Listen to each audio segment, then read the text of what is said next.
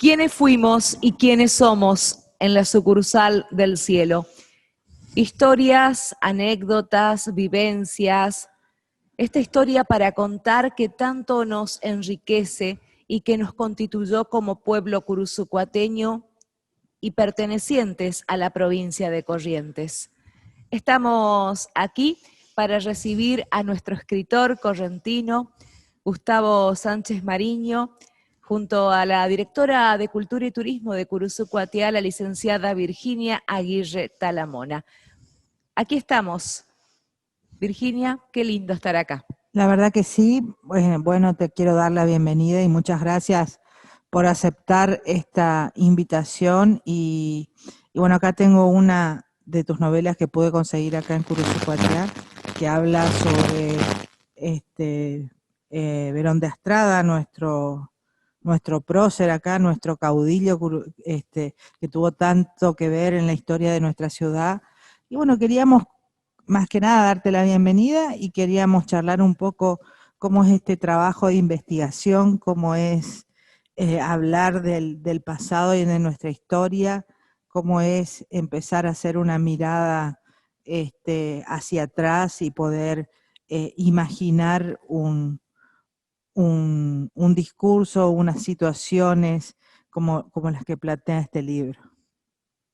Hola, sí, para mí también es un gran placer volver a Curuzú. En realidad he estado yendo a Curuzú por más de 20 años. Cuando se presentó la novela esa, Verón de Astrada, la presentamos fuera de Corrientes, de la ciudad de Corrientes, por primera vez en Curuzucuatiá. Y bueno, tengo muchos amigos ahí que a lo largo de los años me han acompañado siempre. Agradezco, por supuesto, hoy la invitación especial de la ASIAC, de la Asociación Cultural, que preside la señora Mónica Irasusta, que fue la que me propuso estar acá con ustedes, la que cometió el generoso error, como diría Borges. Para mí es siempre un placer volver a Curuzú. Y sí, soy escritor de novelas, básicamente. También traduzco poesía inglesa, he publicado, he presentado el año pasado, también en Curuzucuatiá, mi traducción de los sonetos de Shakespeare, me lo presentó Carolina Zamudio, realmente con quien anudamos una gran amistad, de modo que tengo mucha relación con Curuzú y estoy contentísimo de estar ahí. Escribo básicamente novela histórica. Tengo escritas 2 novelas de ficción pura, por decir así, y 2 novelas con fondo histórico. Las novelas históricas son más difíciles en el sentido de que hay que estudiar, hay que leer, hay que meterse, por decir así, en la piel de los personajes de esa época para no cometer anacronismos. Y eso lleva mucho tiempo. Verón de Astrada me llevó, no sé, 5 o 6 años de investigación. Yo no soy historiador, eso quiero aclararlo. Soy escritor, lo que yo busco son textos literarios, pero así todo he tenido que leer mucha historiografía, los autores clásicos, Manuel Vicente Figuerero, Federico Palma, en fin, y el fundador de todos, Manuel Florencio Mantilla. Además también de los autores contemporáneos, que son realmente muy, muy interesantes todos. Y además de eso, además de ese gran periodo de lectura y de investigación, viene después la parte creativa, es decir, hay que imaginar mucho, porque la documentación es muy poca respecto de esos aspectos de la vida de los personajes, y hay que imaginarlos, hay que ir dándoles canadura humana, y eso también es bastante difícil, pero la verdad es muy interesante, es una actividad fascinante.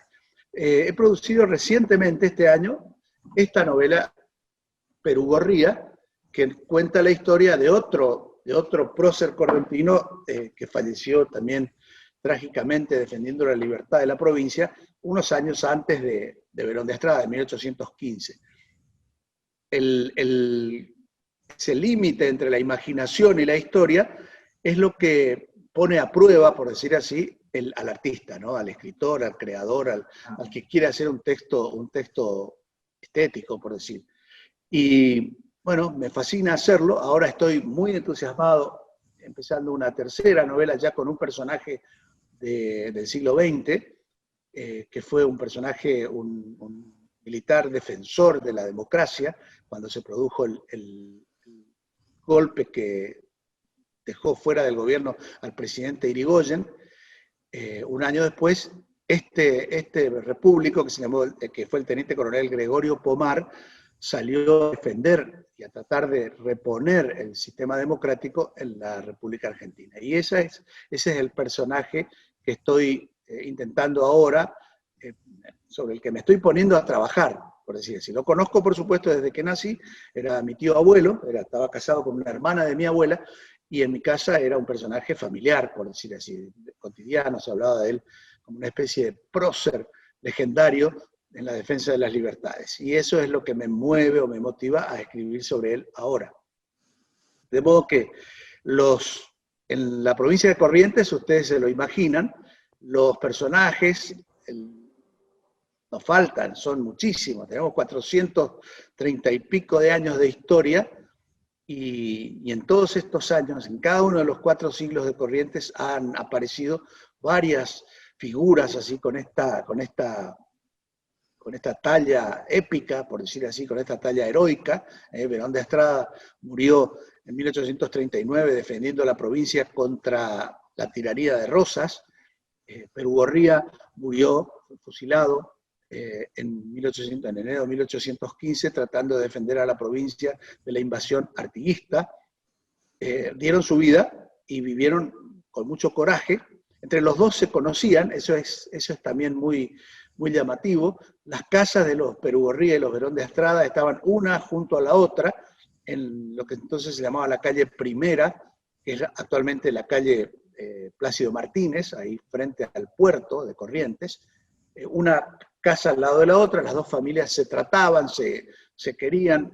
Los padres de Verón de Estrada eran padrinos de los chicos Perú Gorría y viceversa, y los dos se llamaban Genaro. Los dos nacieron el 19 de septiembre, el día de San Genaro Mártir. Los dos se llamaban Genaro, había una diferencia de edad, por supuesto, Perú Gorría era un poco más, nació un poco antes, digamos, 1791, y Verón de Estrada en 1804, pero, como les digo, las relaciones entre ambas familias fueron muchas y muy estrechas. Por eso el destino trágico de los dos es verdaderamente llamativo. De modo que los dos Genaros han sido ya, por mí, homenajeados debidamente. Todos los años, o casi todos los años, me llaman ahí de Curuzú Cuatiá el 31 de marzo para ir a recordar. Estuvimos el 31 de marzo del año 19, te acordarás, Virginia, con una invitación muy cordial que me hicieron ustedes. Estuvimos ahí hablando en un centro cultural muy lindo que tienen, y la noche del 30, y el 31 nos constituimos en el sitio de la batalla. Era un día lluvioso, pero también muy interesante recordar esa batalla que, como les digo, como dice muy bien quien me introdujo, marcó, por decir así, la historia de Curuzú Cuatiá. Creo que la sienten muy propia. He estado ahí en el museo que lleva también la SIAC, donde tienen la cama de Verón de Estrada, y bueno, estoy totalmente consustanciado con ese espíritu de homenaje. Algún día, algún año, me gustaría poder ir para la cabalgata. Lo que sucede es que siempre, bueno, este año ha sido atípico, por supuesto. ¿Para qué vamos a seguir ahondando sobre lo que ya sabemos? Hemos tenido que resignar muchos placeres, pero en años anteriores me han invitado también a la cabalgata, y nunca pude, por razones de horario o lo que fuera, de agenda, pero alguna vez voy a ir también. La verdad que a mí me parece que a pesar de ser literatura, digamos, de que no tener el rigor histórico en cuanto a una producción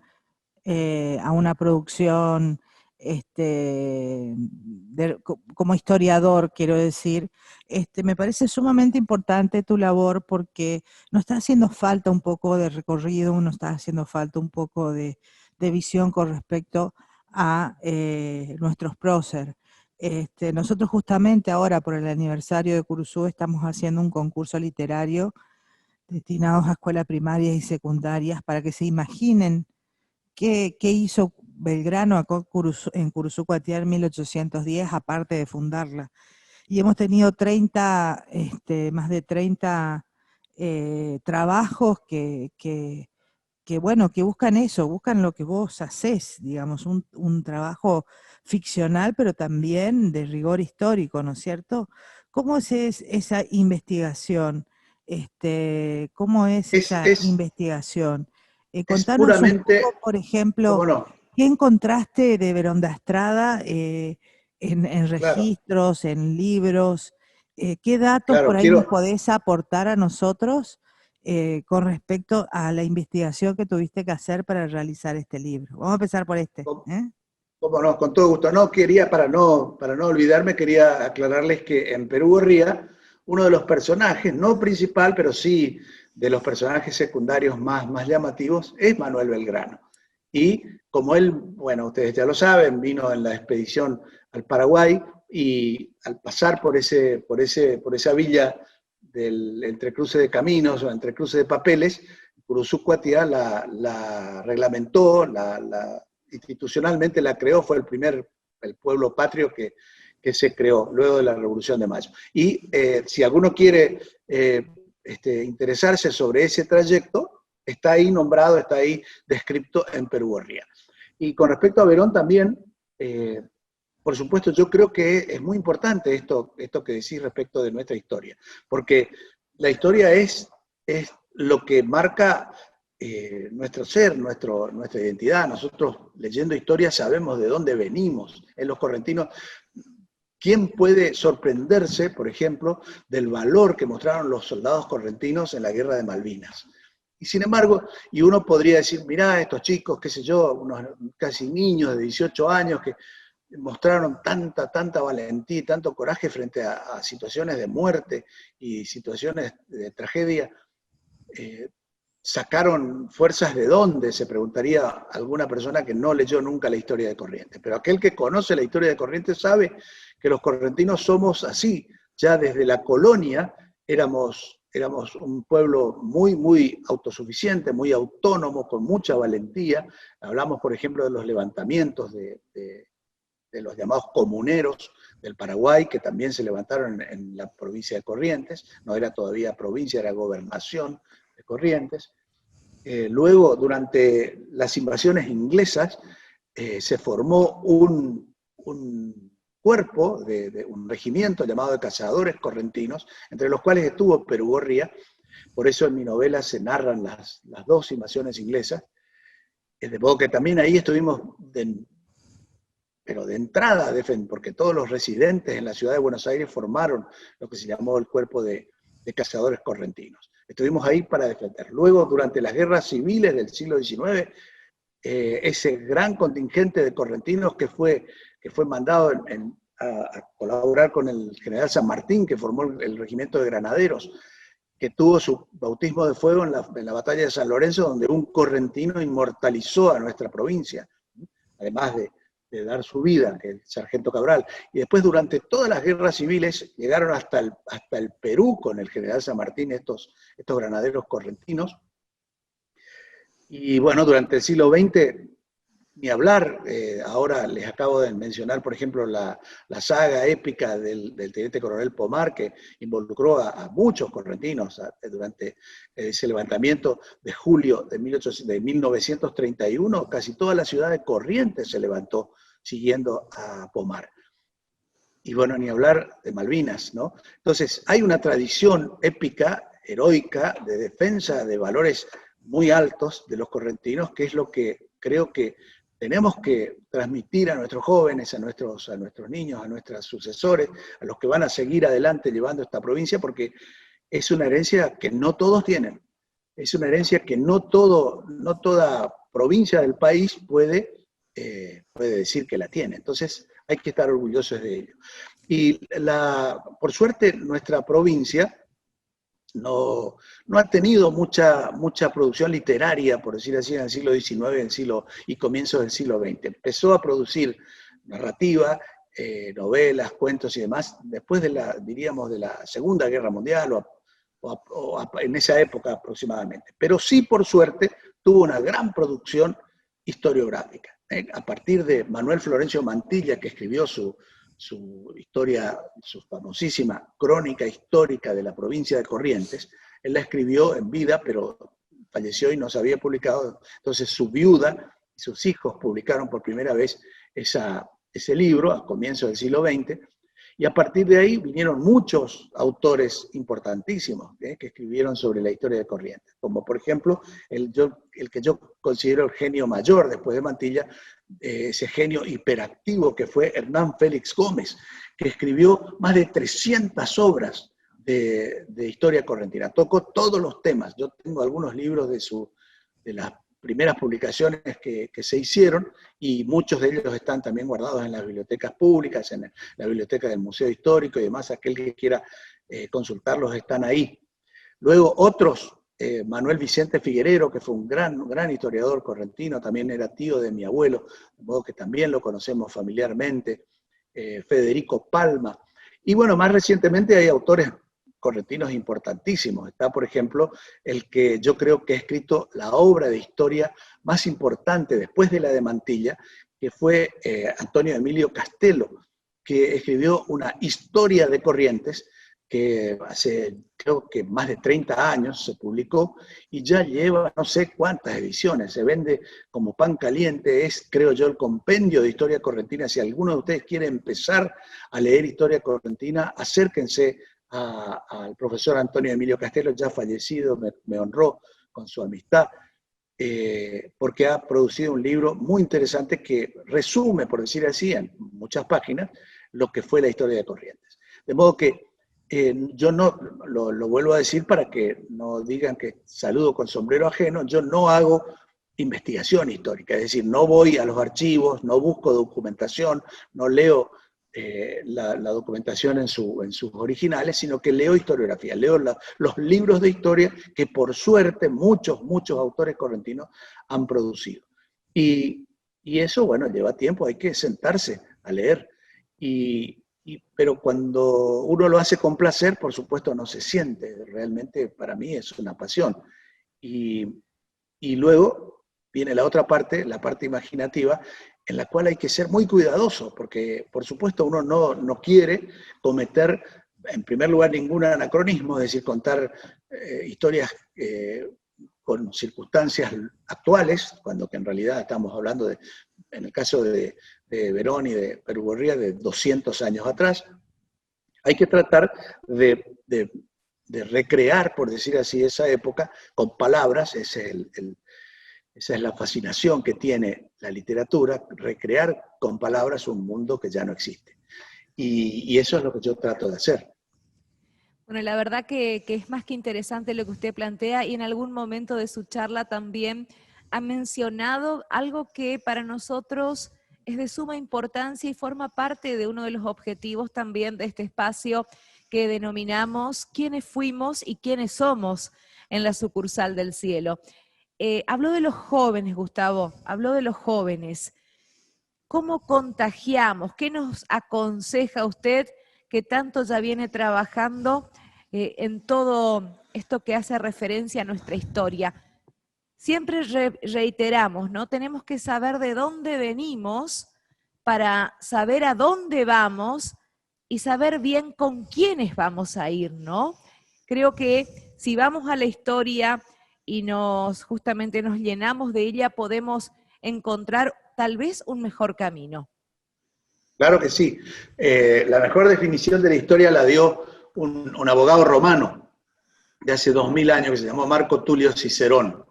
Él dijo que la historia es testigo de los hechos del pasado, embajadora de los hechos del pasado y maestra de la vida, magistra vita. Y eso es la historia, maestra de la vida. Si nosotros conocemos la historia, estamos en una posición de mayor sabiduría que muchos otros cuando tenemos que tomar decisiones en nuestra vida.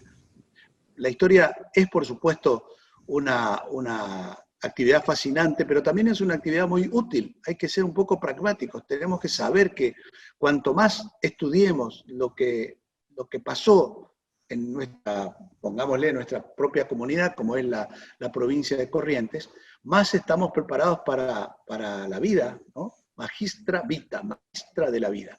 Y a los jóvenes se los entusiasma, en primer lugar, sintiendo ese entusiasmo. Es decir, que nuestros profesores, que hay muchísimos, hay muy buenos profesores, los conozco porque los veo disertar y actuar acá en el Instituto de Profesorado de Historia que funciona en la ciudad de Corrientes. Supongo que habrá algún instituto similar en Curuzú.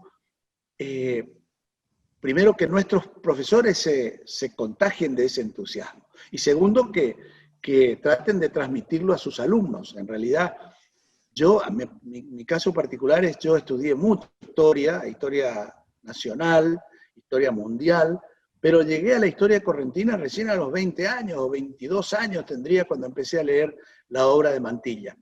Es tarde, es muy tarde. Yo creo que deberían haberme enseñado o haberme puesto en contacto con la historia correntina mucho antes. Debería enseñarse ya en la primaria. En la primaria estoy seguro de que algunos rasgos se cuentan, pero no toda la historia. Y creo que en la secundaria también podríamos introducir una materia, historia de la provincia de Corrientes, porque como les digo, es una provincia tan rica en historia y en cultura que no sería ocioso introducirla en la secundaria y, por supuesto, en los profesorados ya se da. Eso estoy seguro de que es así porque conozco muchos profesores que la dan con mucha solvencia, ¿no? Bueno, la verdad que es un gusto enriquecernos con su presencia, con todo lo que tiene para darnos y, bueno, seguir trabajando por este acervo cultural de los curuzucuateños, que es una apuesta muy grande, Gustavo, y ojalá en algún momento va a rendir muchos frutos. Le damos gracias por su participación, por este tiempo que nos ha dispensado para compartir con toda nuestra comunidad.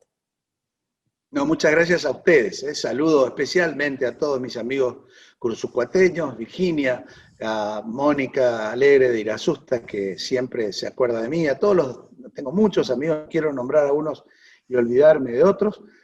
A todos los saludo, los quiero mucho y bueno, espero que alguna vez podamos vernos nuevamente en persona, ¿no?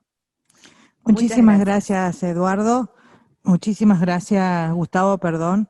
Y bueno, siempre serás bienvenido. Ya vamos a conseguir tu próxima novela, Perugorría, para compartirla en las bibliotecas que tenemos acá en Curuzú. Y bueno, te agradecemos infinitamente este tiempo que nos has dado. Muchas gracias. No, gracias a ustedes. La editorial Moglia, que es la que edita el libro, ya me ha dicho que los van a enviar ahí, así que seguramente los van a conseguir rápidamente. Muchas gracias. Gracias, hasta luego. ¿Quiénes fuimos y quiénes somos en la sucursal del cielo?